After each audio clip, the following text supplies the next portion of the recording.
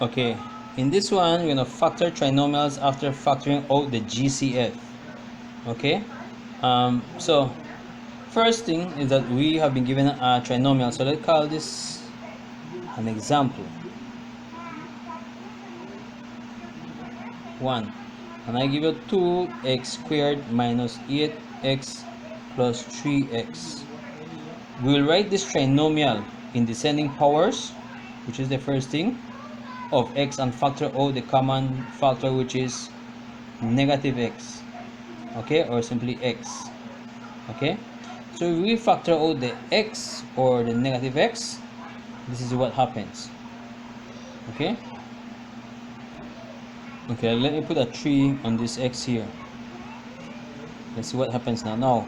If I rearrange this in descending order of x's, this will look like negative 8x cubed plus 2x squared plus 3x.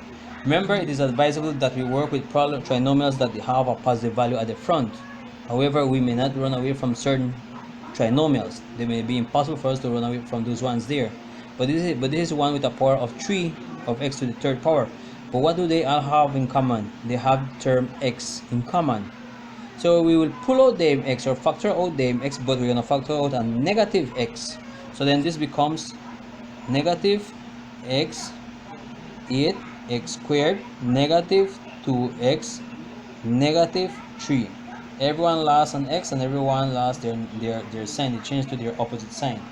Now this is a trinomial that we will be working with. Okay, so we will be factoring out this trinomial here. Alright, so now this trinomial is of the form 8x squared minus 2x minus 3. Okay, that's what we will be working with. It is factorization has the form of trial and check method if we want. Okay, now how will this work? I'm going to use blue pen now. I could say that the solution is as follows. We can say that we can have x times 8x or 2x times 4x. They will give us the first term. Okay, but to fill in the blanks, we will find two factors of the last term, this negative 3, right? That will give us a middle term of negative 2x also.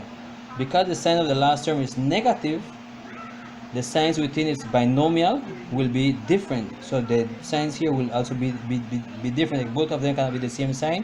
Because if they're both the same sign, they're going to give us a positive 3.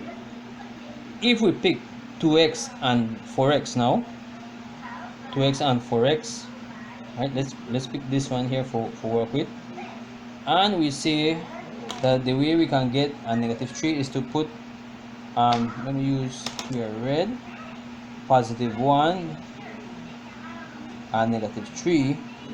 The value here, when we multiply this out, this would give us, okay, this would then give us plus 4x, and this would give us negative 6x. When you add 4x and 6x, that will give us negative 2x. That's not what, well, that's what we would need for the middle term. Okay, so for this middle term here, is that correct? We're going here positive negative 2x. Okay, so we will get the negative 2x, which we really need here. I was thinking about this one here. So this is the middle term which we want. Now remember, this is considering that you have done the trial and check method, you understand the trial and check method, you know how to choose the correct values. So we know that this is the correct combination to get the 8x. Remember also that you have factored out the negative x. So our solution to this problem will then be negative x, and then this piece here has 2x plus 1 and 4x minus 3. That's the factored form of this. Let's go back again and check this out. This was a little much faster. If you notice, we will arrange these terms in descending order. Why? Because everyone have the common term of x inside. That's 1, 2. If we arrange them in descending order and we factor out the x, and the highest power of x will be to your left hand side. So we did that. Since this term is negative, factor out the negative sign likewise, and so everyone inside changes sign. This now becomes like the previous examples which we have been doing. So the only possible way how you get 8x squared is that if we say x times 8x or 2x times 4x, alright? And the only way how we could get a negative 3 is that if we say 3 times negative 1 or 1 times negative 3, but depending on its sign. But both of them cannot be the same sign. So let's say we don't do the trial and check method, you've already tried other values and you reach to this value, positive 1 and negative 3. When you multiply this out, you end up with a negative 2 inside, which you want. So therefore this is the correct combination for that problem there.